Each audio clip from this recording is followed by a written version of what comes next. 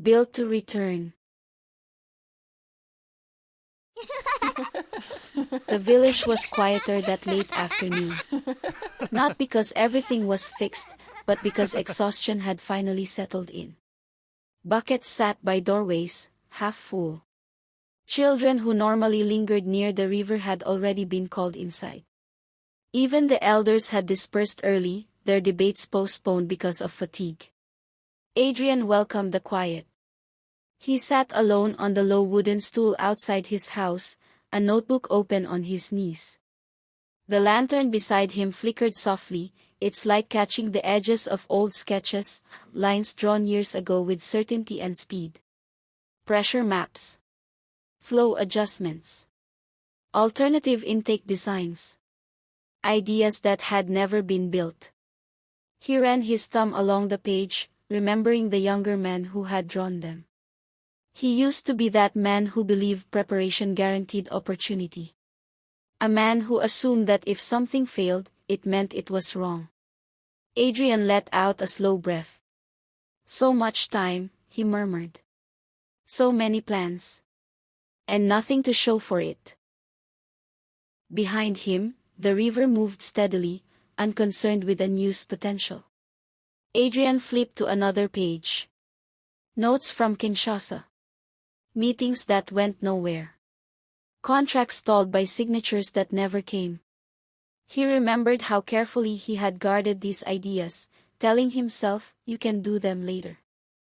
Do them when the conditions are right, Adrian." The right conditions had never come. Failure because of corruption had arrived instead.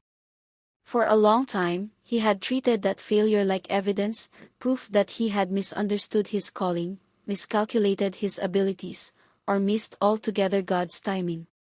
But sitting there now, dirt still under his nails, Adrian began to see something else. None of the ideas were wasted. They were waiting for him to act. Adrian stood and walked slowly toward the river, notebook still in hand. He sat and set it on the ground beside him, letting the pages flutter in the night air. "I thought if it didn't work," he said quietly, "it meant it wasn't meant to happen." Adrian thought of how many times he had prayed for success, for visibility, for momentum, never for obscurity, never for him to return to his hometown. Yet here he was. Back where the work mattered. Back where no one cared about titles. Back where ideas were more needed than admired. He closed the notebook and rested his elbows on his knees. "Lord," he prayed softly, "I don't know what obedience looks like anymore." The words felt honest. Unpolished. In the city, obedience felt like achievement, he continued. Here, it feels like staying when leaving would be easier. He waited to hear God speak to him, and at that moment a verse entered his spirit. "I know the plans I have for you." He allowed himself a smile knowing that those words were enough to reassure him. He stood and walked to one of the pipes of the water system to fix a valve. Mimi's children approached and watched him work. Teenagers joined and asked him how pipes carried pressure. He excitedly explained, glad that he had attentive ears he could spew his knowledge to. None of these interactions were glamorous. But all of them were real. Adrian exhaled as he got back to tightening bolts. "What if," he whispered to himself, "you never withdrew the calling, you only took away the noise and distraction?" The thought settled slowly, like silt finding its place after disturbance. He had assumed calling expired when disappointment settled in. And that if something fell apart, it meant he had missed his window. But the work here, the quiet, repetitive, uncelebrated work, felt closer to obedience than anything he had done in years.